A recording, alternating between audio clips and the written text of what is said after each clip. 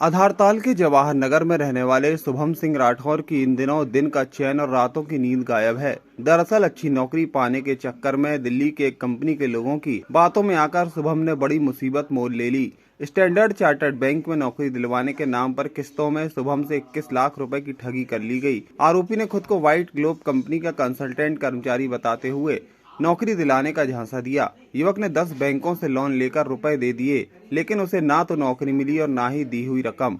तो उसने मामले की शिकायत पुलिस से की। जांच के बाद आधारताल पुलिस ने आरोपी पर धोखाधड़ी का प्रकरण दर्ज किया। आरोपी का नाम पूर्व रामलीला चौक साउथ वेस्ट दिल्ली निवासी जितेंद्र पाल सिंह चावला है। इस पूरे मामले में पुलिस और साइबर सेल की भूमिका संदिग्ध लग रही है।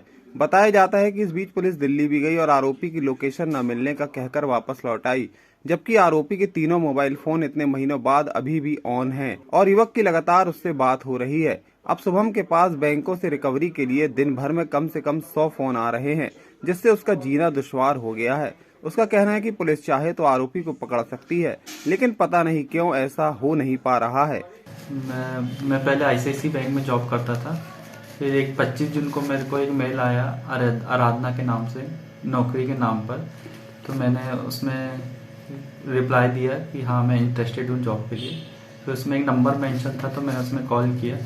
फिर उनसे बात हुई तो उन्होंने बोला कि स्टैंडर्ड चार्टर्ड बैंक में वैकेंसी है खाली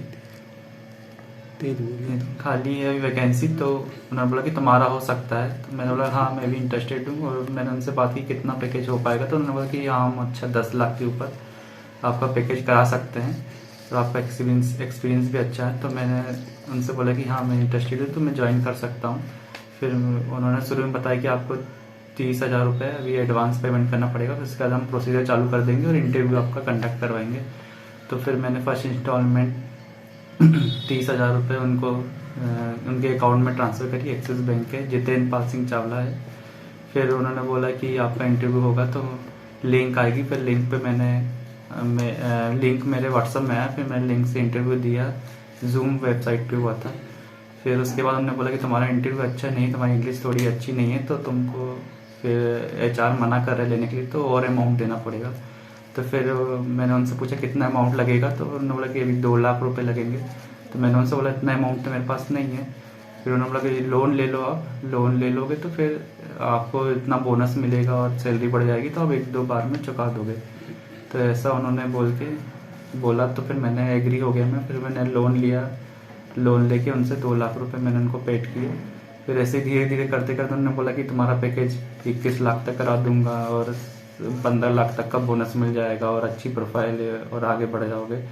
तो इस चक्कर में मैं आ गया और मैं सोचा कि चलो अच्छा हो जाएगा मेरा। तो मैंने और भी कंपनियों से लोन लिया। मैंने 10 कंपनियों से लोन लिया है और पूरा टोटल मिला के 21,11,000 रुपये होता है।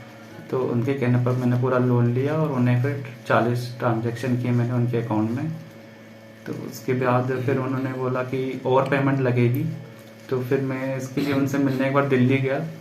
दिल्ली में मैंने एक बार बैंक में जाके पता किया, तो एचआर मैंने जो सीखा थी वो वहाँ पे जॉब करती ही नहीं थी।